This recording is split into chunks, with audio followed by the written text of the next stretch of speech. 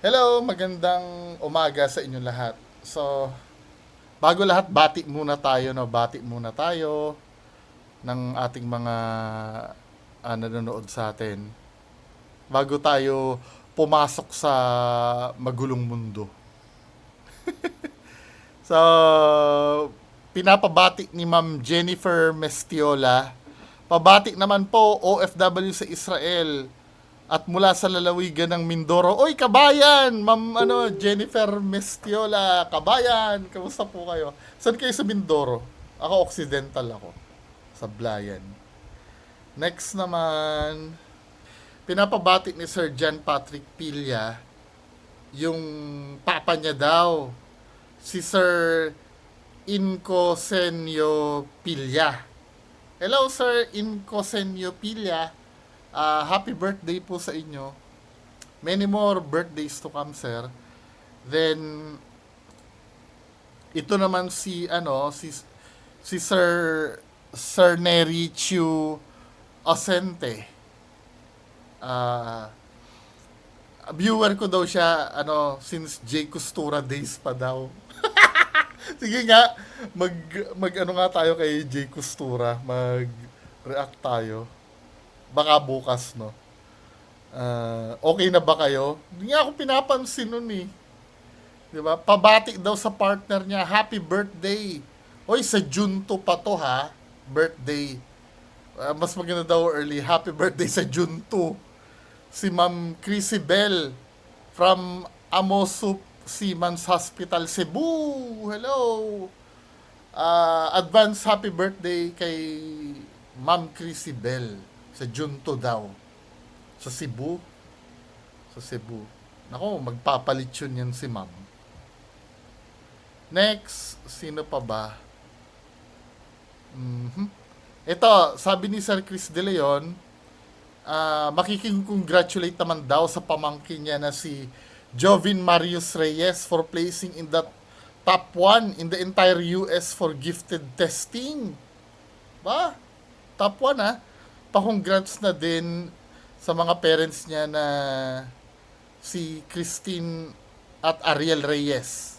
Nanood daw sila sa akin. Ay, salamat! Siguro proud kayo kay kay Jobin Marius Reyes, no, ma'am. Top 1 daw. Anak ni Ma'am Christine at Ariel Reyes, sabi ni Sir Chris De Leon. Hello! Congratulations po sa inyo. Sino pa ba ang Ito si Yeljen. Sorry sinasamantala ko na kasi madami. Sa May 60 naman daw, pabati sa anak niya na si Jahaira Aires. So, May 16 ang birthday. Happy birthday! Happy birthday. As of this recording ba, anong na ngayon? May 14 yan, so 15 to. Bukas! Birthday ni Jahaira Aires. Hello. Next, samantalahin ko lang ha. Shout out, sabi ni Ma'am Shinba Adamay. Shout out po, Vanji Ligaya and Erica. Hello, Vanji Ligaya and Erica. Salamat sa panonood. Walay na? Okay. Rarakan nga natin tong pahayag ni Pangulong Bongbong Marcos, no, regarding doon sa nangyari sa Senate. So ito yung pahayag niya. Marami kasing question doon. Sabi nandun daw yung NBI, tapos sabi ng NBI wala naman daw NBI doon. Pero meron akong nakita na screenshot na meron ngang tao na nandoon na may suot-suot na NBI. Tingnan nga natin yon. Nakunan daw yung NBI.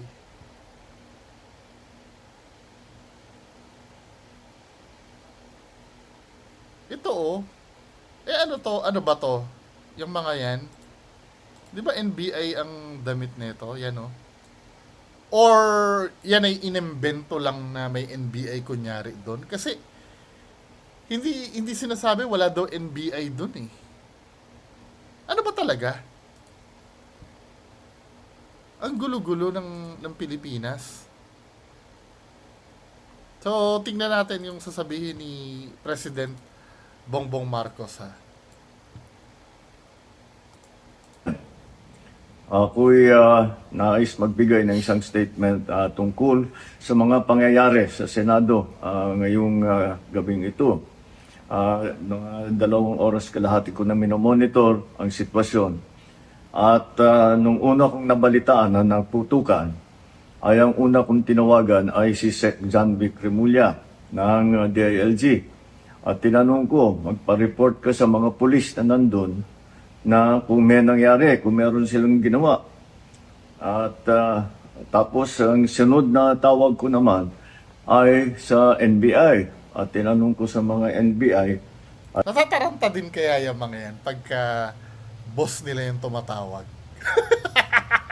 For example, si John Vic Remulla, nakita niya sa cellphone niya si Bongbong Marcos, si President Bongbong Marcos ang tumatawag. Parang, uy, tangina, si boss. Wala lang, kasi ganun kami nung pag nasa trabaho. Pati kay Director Matibag, kayo ba ay pumasok sa Senado? Sabi niya, wala kang instruction. Ang sabi sa akin, wala kang instruction, sir. Kaya ba't namin gagawin yun? Kaya masasabi ko sa ating mga kababayan, So yung last time may instruction ka. yung nakikita po ninyo na naka-uniforme sa loob, sa mga sa news, ang mga naka-uniforme doon, 2 klase. Yung PNP, police, na naka-duty sa Senado. Naandun sila para bantayan ng Senado, para mag-crowd control, para mag-secure ang Senado. Yung isa pang may hawak na naka-uniforme ay yung Marines, may Marine Detachment na nandun talaga sa Senado, tiga dun sila. Ang pagtrabaho din nila is secure ang Senado at Baka nagtataka kayo, no? Dito ako nakatingin. Kasi may malaki akong monitor dito eh. Ito kasi control ito sa pagre-record ko. Baka lang na magtanong kayo. Okay, continue. bigay ng yung nakikita ninyong honor guard. Yan lang ang sundalo o pulis na nasa loob, tiga doon ang nandun. Yung isa pang nakita ninyong grupo na kasibilyan at may hawak ng mga mahaba, mga usayon, yun naman sa Sergeant at Arms ng Senado. So lahat ng nakikita ninyong naka-uniforme o naka-armado ay nandun, ay tiga doon. Nandun sila talaga, doon sila nagjo-duty. At isa pa ay nais kong maibida sa inyong lahat, wala pong instruction kahit na kanino na hulihin si Senator Bato. At ang nangyari, ang NBI, sinabihan ko nung lumabas yung resolution ng Supreme Court, mga alas 4 yung kaninang hapon, ay sinabi ko, umalis na kayo dyan. Nag-comply naman sila. Kaya nung kausap ko si Director Matibag, sabi niya walang NBI doon, nandito lahat kami sa opisina. At ayun po, ay dahil kong mapaalam na sa lahat ng ating mga kababayan, itong pangyayari na ito, ay tayo maging kalma lang po. Nakausap ko na si Senate President Alan Cayetano at nag-agree kami. We agree that the thing to do now is to tell our people all to calm down. And we will get to the bottom of this. Alamin natin kung sino ang gumawa nitong gulo na ito. Baka naman yung sila Bato din yun. Kasi, di ba diversionary lang yun para patatakasin nila yan si Bato? I don't know hindi ko alam. Ako, hindi naman ako katulad ng bintang sa akin na ako ay DDS daw. O nga pala, may nagtatanong sa akin sa comment section. 2 daw yung electric pan ko dito. Isisingit ko lang to kasi para masagot ko yung tanong. Ilang beses akong tinatanong eh. may pangalawa pa ako electric pan dito. Ang tanong sa akin, ito isa electric pan, no? Ang tanong sa akin, sira daw ba yung isang electric pan ko? Hindi. Dahil mainit ang panahon, panggabi ko ito. Yung isa pang umaga. Para hindi siya nag-overheat. Okay na? Nasagot ko na. Asahi parehas yung brand. Bagong bili ko yung isa. Okay na tayo? Diba? Ito yung bagong iPad Pro ko. Ito ha, papakita ko. Ito yung isang electric pan. Yan. Tapos ito naman yung bago. Panggabi ko. Okay na. Kasi nadidistract kayo. Hindi ko nga maintindihan minsan yung sa kapaligiran ko yung pinapansin eh. Pero nasagot ko na ha. Okay, continue na natin to. Feeling ko, no, may nagsasabi kasi DDS daw ako. Hindi. 'Di ba? Nung hindi ko kinampihan si Robin Padilla, ipipilit pa rin DDS pa rin ako. Wala akong kinakampihan. Kahit na i-firing squad nyo lahat yung mga yan, wala akong pake. 'Di ba? At tinitingnan ko lang yung sitwasyon. Now, ang tanong ko, kasi meron ako nakita na dito, ano ko lang ha. Yung pumupunta sa, sa taas si Robin Padilla. Ito, ano ba yung, ba't papunta siya sa taas? Ano ba yan? Itong part na to. Ang unang hinala ko dyan, di ba may helipad sa ibabaw ng Senado? Di ba, i-airlift ba to? Wala lang ko lang, theory ko lang. Di ba? Ang gulo-gulo kasi nung nangyayari. May sinasabi NBI, tapos maliwanag na merong nanlalanse. At sino yung partido na nanlalanse? 'Di ba?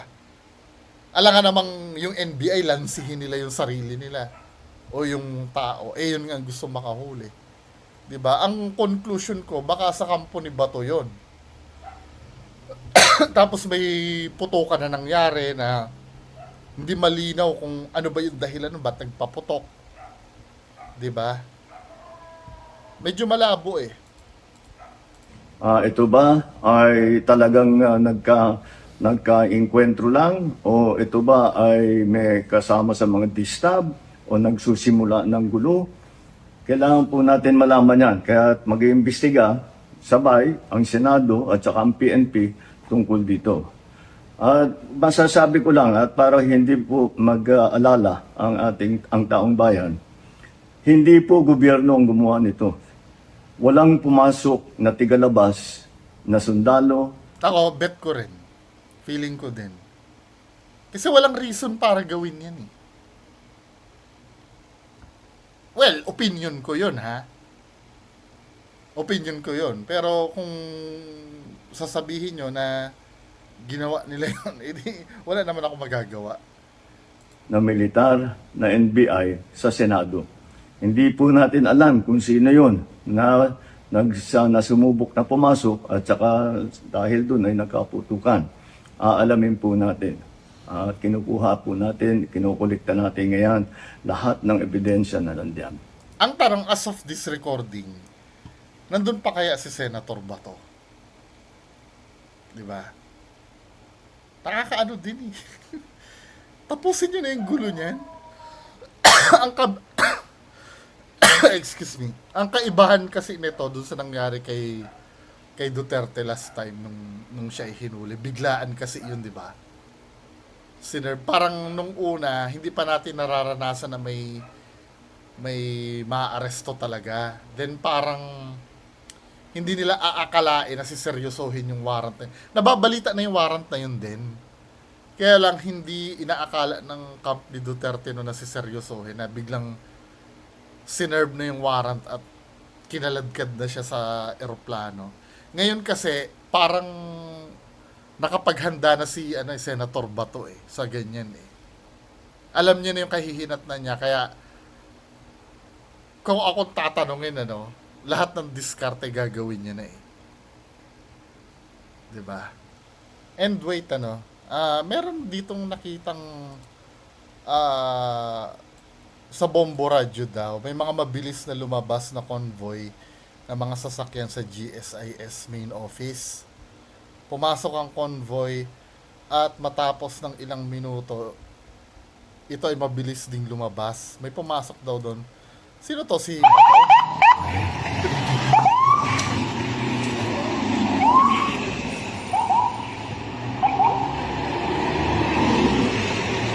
Si Bato ba yan?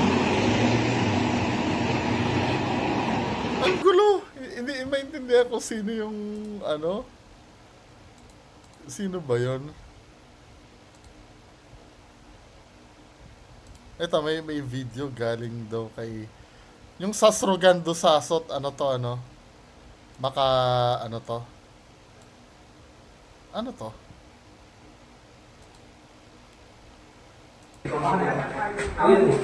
From tipster inside the GSIS building while drilling was going on. Ba? Ano may mga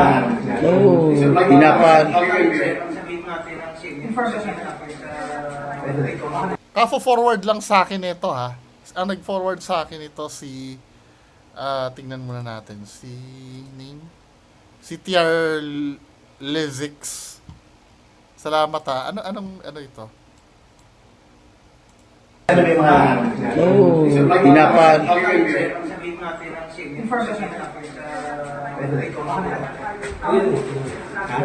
Sige, side natin na. Kaya nga. Sino ito mga to? Sabi ako sa Sir Mike. At, sir, ito Sir Mike, Sir Munching. Sir Monch? Si Mike? Ay.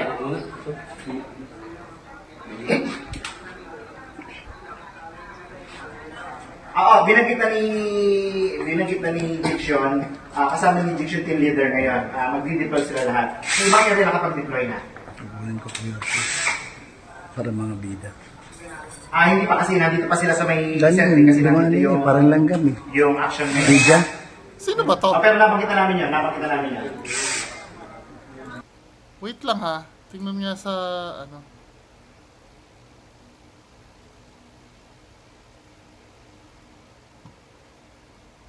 Ano ito? BBM daw.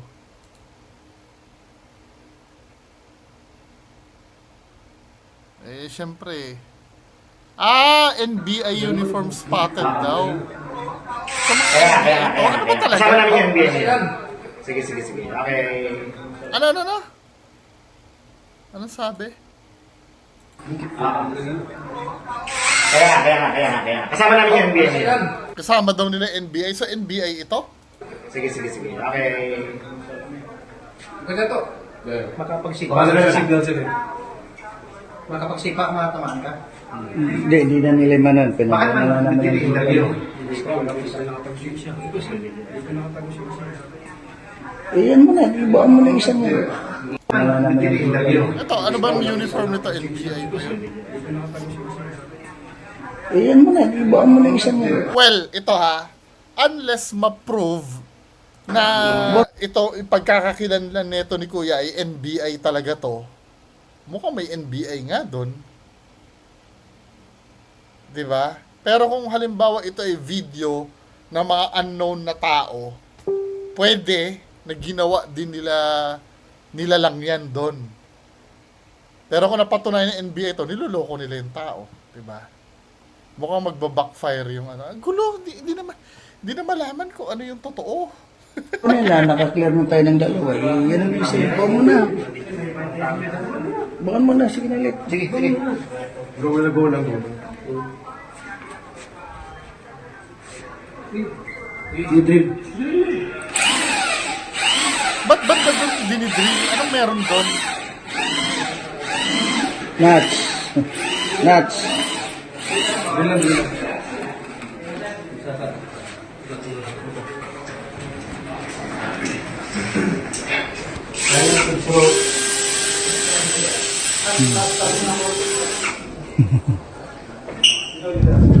Oh, may NBI na ano eh. Bakit may NBI nga doon? Ayan no. Hindi, actually, meron naman talaga nakukuha ang picture katulad ng pinakita ko kanina. Pero ito ba, ay part ba ito ng drama ba nila?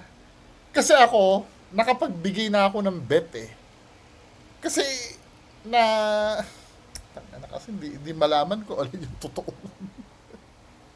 Kasi sa akin, walang logic na makita ko na or marinig ko na magsinungaling ang NBI na walang NBI doon. Tsaka sisirain ni BBM yung credibility niya. Nasabihin na walang NBI doon. Ano ba? Tapos ito may video na may NBI. Obviously, merong isa doon, may isang panig dito na nagsisinungaling. Kung sino man yon hindi natin alam. Nakakahiya naman kung sa part ng nila President Marcos yung nagsisinungaling. Tsaka ng NBI. Di ba?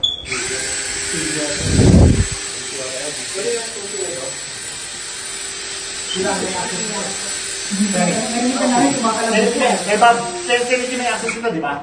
Ha? Sila ang may access nito. Sila lang po. Oh, NBI din yun, no? Oh, sir. Oo nga, no? NBI din yung... siguro ito yung minimension ni President Bongbong na hindi niya rin talaga alam kung sino. Oh, sir. Sinag ko na lang. Forward na natin, Temporary, board, ilalak namin. Baka anything mistake po. Tsaka yung pag-drill na yan sa gilid, anong purpose nun? Para ma-unlock ba itong pinto? Bakit ganun yung pag-drill na hindi nila i-drill yung mismong lock? Or hindi ba pwede magdala sila yung pang ganon? Kung gusto nilang buksan? Daming tanong kasi. Ano ba? Saan ba tayo papanig? Isa lang ang sure, may panig na nagsisinungaling talaga. Tingnan ko tong post ng mga DDS.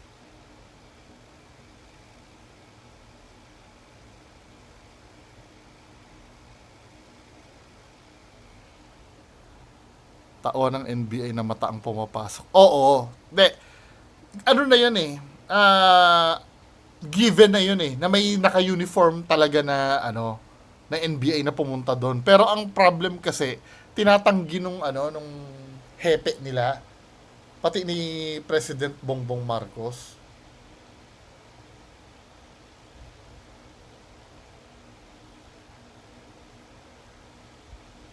Bahala kayo. Basta ayusin nyo na yan, Anyway, yan lang po, Sana, kaya, anong bet nyo? Nandun pa ba si Senator Bato o wala na? Actually, ni-record ko ito. Nag-work kasi ako eh. Mga alas 2 na ng madaling araw ko. Pakita ko sa inyo yung time, ha? Kaya if ever na may development at hindi ko na, tinan nyo yung oras nitong MacBook ko na M5 na fully paid. Ayan May 14, alas 2 ng madaling araw. Ito na record ko. No? Ewan ko, kung may development man, di ba? Tingnan natin. Sana maayos na yan, yung para makamove on na tayo lahat. Kung ano ba yung gagawin, ipapagpasya ba na talagang hulihin siya, at dalhin sa wala tayo, hindi naman ang papututukuhan yan eh. Ba't patatagalin? Hindi naman siya na-issuehan ng TRO. Sana na-issuehan siya ng TRO kung hindi talaga pwede. Di ba? Pero, kung dun din patungo, bilisan na lang natin. Naapektuhan yung Pilipinas para na tayong niyan eh. Di ba? Anyway, mga kababayan ko, paki-comment nga kayo kung ano yung tingin nyo nangyayari. Kasi ako gulong-gulo na rin. 'Di ba? Iba-iba din ang interpretasyon ng batas. Kaya magdasal tayo lahat na ito ay matapos na. Para lahat ay makamove on na, 'di ba? At makapag-focus na sa dapat fokusan na problema. So yan lang po muna, no. Magandang gabi or madaling araw kung kailan ko man i-upload to. Magandang araw sa inyo lahat. Bye-bye.